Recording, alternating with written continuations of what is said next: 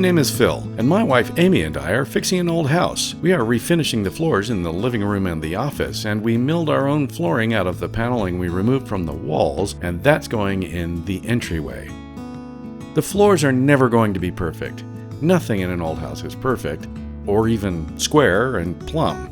That's part of an old house's charm. On the other hand, I've seen plenty of new homes where the workmanship was questionable and the interiors were all the same and therefore boring. So it's a matter of perspective.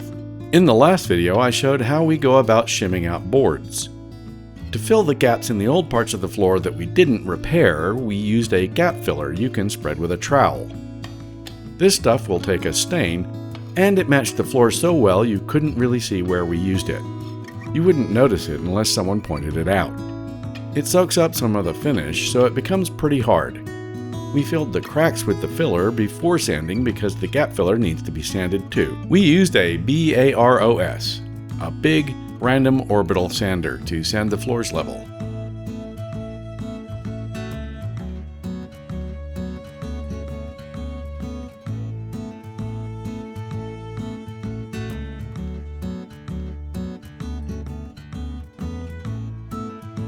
The sander we rented has a rectangular pad, so it's pretty good at getting into corners.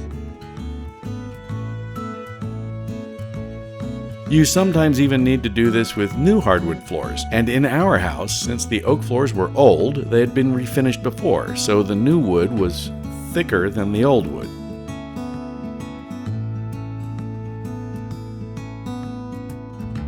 We chose a random orbital sander because, unless you've practiced a lot, the drum floor sanders and the belt floor sanders can leave dips and waves in your floor. They're quick, sometimes too quick, and that means if you pause or have trouble tipping the sander up when you get to a wall, it can leave a dip in a second.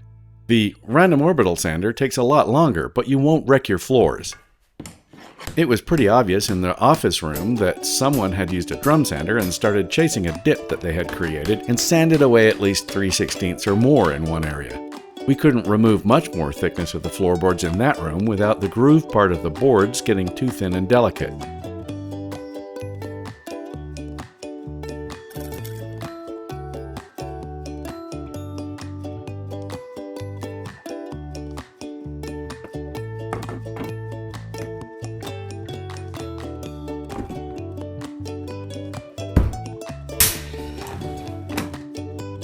The random orbital sander does a good job of leveling without accidentally creating new dips, but even so, some boards took stain better than others, and that's likely due to not sanding completely through to fresh wood, so we'll be covering those areas with a rug.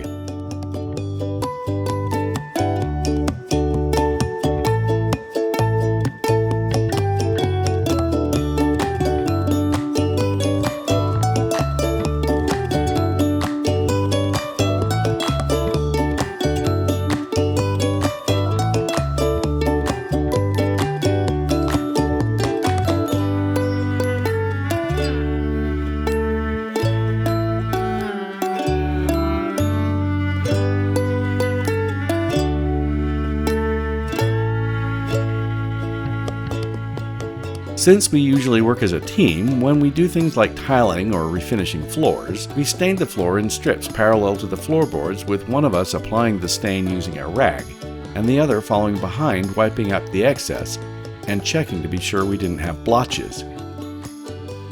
In the living room, where the floor didn't have as much wavy old sanding damage, we were able to achieve a consistent color across the old and replaced floorboards. In the office, we had a real challenge on our hands, and mentally flipped a coin and decided to refinish the floor and let it have some character.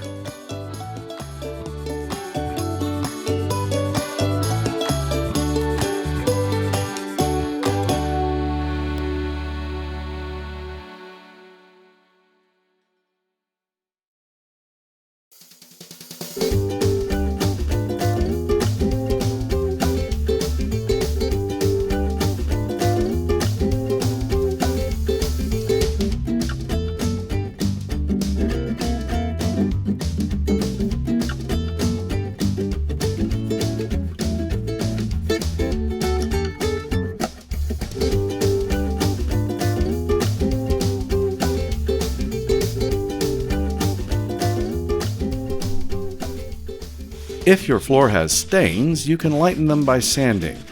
Red oak varies in color and can go from light to dark in the same board, so that works in your favor because the floor will have natural variation. So if you're using red oak, this will work well.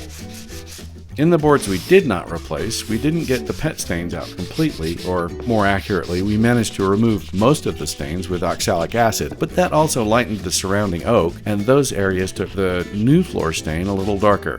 I sanded between the wood grain to blend the stain with the surrounding wood, and I tried to make sure I didn't sand so much that I ended with a lighter patch in the floor. That is more noticeable than a darker patch. In the end, we struck a balance to avoid having to stain and try to re-sand in one or two areas.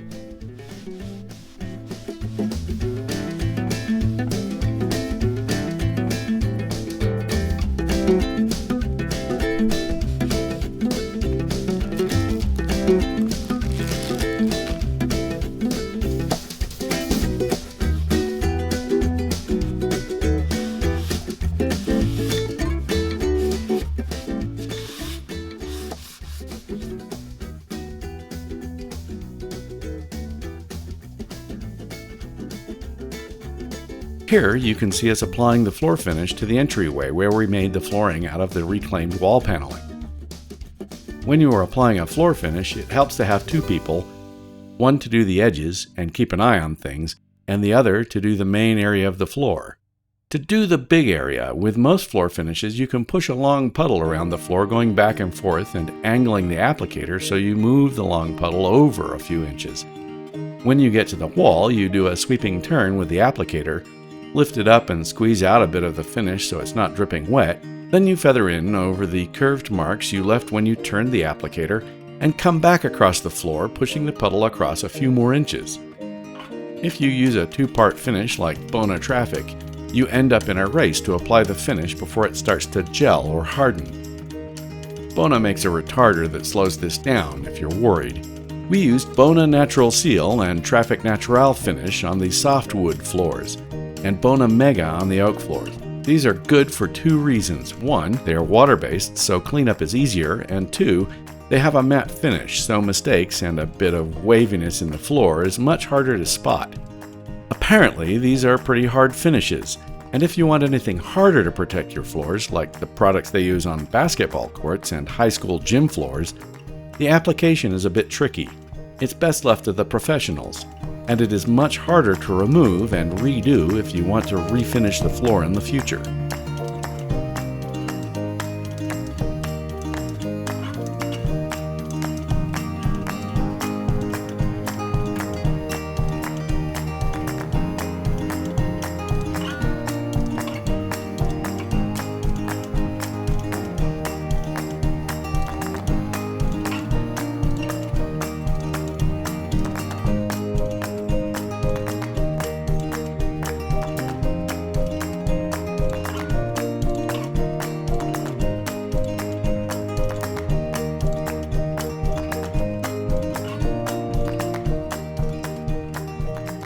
If you enjoyed this video, or even if you live in the opposite universe where time travels backwards and you can't wait to see how this all starts out, please like and subscribe. And don't forget to click on the bell next to the word subscribe so you get notified when I upload another video. Thanks for watching.